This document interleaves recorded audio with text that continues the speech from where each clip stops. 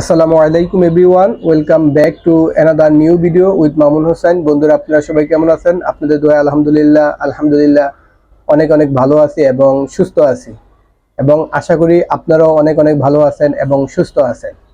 বন্ধুরা, এখন সবাই খালি পিওর খোঁজে, মানে ফরমালিন মুক্ত, তাই না? আমরা যদি মুরগি কিনতে যাই, ব্রয়লার খাবে না, কি খাবে? দেশি মুরগি খাবে। মাছ কিনতে গেলে, হ্যাঁ ধরেন আপনি শিং মাছ, কই মাছ, এগুলা দেশি মাছ খোঁজে। আবার যারা বিক্রি করে তারাও দুই নম্বরই করে, হাইব্রিডের মাছ বিক্রি করে, বলে এটা দেশি কই মাছ। এখন সবাই খালি দেশি খোঁজে। ধরেন চাঁদপুরের জন্য কি, চাঁদপুর হলো ইলিশের জন্য বিখ্যাত, মানে ইলিশের বাড়ি চাঁদপুরকে বলা হয়, যেহেতু চাঁদপুরে মেঘনার ইলিশ পাওয়া যায়, ওটা অনেক টেস্ট। ঢাকাতে বিক্রি করে মেঘনার ইলিশের বড় কথা বলে, কিন্তু আসলে মেঘনা না, সেগুলো হলো চিটাগাংয়ের ইলিশ বা বরিশালের ইলিশ।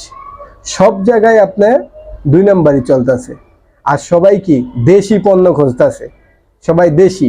আপনি কলা কলা যদি ধরেন আপনি বাসার সামনে একটা কলা গাছ লাগাইলেন, হ্যাঁ ওইটা হলো নিজ চোখে দেখা এটা ফরমালিন মুক্ত, সব ফরমালিন মুক্ত। আসলে আমরা এখানে কথা বলবো ফরমালিন মুক্ত, হ্যাঁ, এবং হক হালালি পিওর বাস্তব কথা যেটা, ওইটা বলার চেষ্টা করবো। সাদাকে সাদা বলবো, কালোকে কালো বলবো।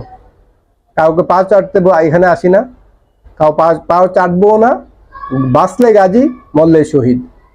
এই জন্য আসলে তানবিজ ভাই তনি না থাকি সানবিজ ভাই তনি, ওই যে লাইভে আইসা উনি কাপড় বিক্রি করে, বা উনি এখন বর্তমানে উনি অনেক পরিশ্রম করছে, হ্যাঁ খুব ভালো একজন উদ্যোক্তা। উনি পরিশ্রম করে বর্তমানে এই সিচুয়েশনে আসছে। আজকে কয়েকদিন আগে দেখলাম যেন ভোক্তা অধিকার যেন ওনার ইয়াতে আউটলেটে মনে হয় পুলিশ প্লাজাতে অভিযান করছে। যেন এক ভোক্তা অভিযোগ করছে যেন ওনার কাছ থেকে পণ্য নিছে যেন পাকিস্তানি ড্রেস করে, কিন্তু দেখে এটা বাংলাদেশি বা গুলিস্তানের বাইরে। আসলে ওনার কাছ থেকে যেন যেই ভোক্তা ড্রেসটা নিছে, কিন্তু উনি তো ভাবছে এটা পাকিস্তানি, হ্যাঁ। কিন্তু আমার হিসাবে তো উনি এটা ভালো কাজ করছে, কারণ আমরা সব কিছুতেই খুঁজি কি দেশি জিনিস, তাই না? দেশি দেশি মুরগি, দেশি মাছ, দেশি ডিম, দেশি মুরগির ডিম খুঁজি। কিন্তু যখন পোশাক আশাক কিনবো বা কসমেটিক কিনতে যাব, তখন বিদেশি, তাই না? বাহিরেরটা খুঁজি। ওই ট্যাঙ্ক কিনবো, বাহিরেরটা খুঁজি। কসমেটিক কিনবো, বাহিরেরটা খুঁজি। কিন্তু কাপড়ের ক্ষেত্রে তাহলে তো আমার মনে হয় উনি ভালোই করছে। উনি পাকিস্তানিটা না দিয়ে উনি দেশি পণ্য দিয়েছে, এটা তো ভালো, তাই না? এটা আমার মতে ভালো। কিন্তু যেহেতু এক হিসেবে ওনার মানে যে ভোক্তা নিছে, ভোক্তা তো বলতেছে এটা প্রতারণা, আরেক হিসেবে এটা প্রতারণাই, ঠিক আছে, হ্যাঁ। যদি আপনি পাকিস্তানি কইয়া আপনি কেন বাংলাদেশিটা দিবেন, বা গুলিস্তানে মাল দিবেন, বা নিউ মার্কেটে মাল দিবেন, এটা কেন দিবেন?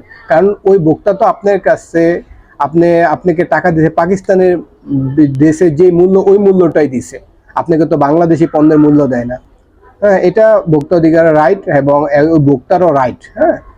কিন্তু আজকে আবার আরেকটা ভোক্তা অধিকারে একটা নিউজে দেখলাম, বা এক জায়গায় অভিযান করছে এই সানবিস ভাই টনি আপু যেখান থেকে মানে কাপড়গুলো আনছে, ওই ওনাকে ওনার দোকানে অভিযান করছে। অভিযান করার পর দেখলো যে ওখানে উনি কোথার থেকে ড্রেসটা আনছে, কি পাকিস্তানের থেকে আনছে কিনা, বা বাইরের থেকে যদি কোনো প্রোডাক্ট আনে তাহলে অবশ্যই এটার কাগজপত্র থাকে, এগুলো কিছুই দেখাইতে পারে না। তাহলে বোঝা যাইতেছে যে মনে হয় সানবিজ ভাই টনি আপুর ওনার কোনো দোষ নাই। মেনলি ওই যে উনি যেখান থেকে প্রোডাক্টটা আনছে, যেহেতু আমার কাছ থেকে যদি একজন একটা প্রোডাক্ট নিল, আমি বললাম এটা চায় না, সাপোজ আমার কাছে একটা ফোন নিছে, বা একটা সেলফি স্টিক বা টাইপড নিল, বা একটা মাইক্রোফোন নিল, যে আমি মাইক্রোফোনটা দিয়ে কথা বলতেছেন, আমি বললাম যে ভাইয়া এটা হলো চায়না থেকে আনছি, হ্যাঁ চায়না। কিন্তু আমি আমার কাছ থেকে যে লোকটা নিয়ে উনি বিক্রি করলো, উনি তো চায়না বইলে বিক্রি করবে, কিন্তু আসলে ধরেন আমি দুই নাম্বারই করলাম। কারণ সানবিজ ভাই টনি আপুর ক্ষেত্রে এই কথা মানে এরকমই হয়েছে, উনি যার থেকে কাপড়টা আনছে উনি এই দুই নাম্বারটা মনে করছে। আমি আজকে একটা মানে ভোক্তা অধিকারের আজকে অভিযানে দেখলাম, একটা ভিডিওতে দেখলাম যে এই অবস্থা, হ্যাঁ। এই জন্য সবাই ভালো থাকবেন, সুস্থ থাকবেন, আবার দেখা হবে অন্য কোনো নতুন ভিডিওতে। আর আমাদের চ্যানেলটা সাবস্ক্রাইব করে আমাদের সঙ্গে থাকবেন। আল্লাহ হাফেজ, আসসালামু আলাইকুম রহমতুল্লাহ।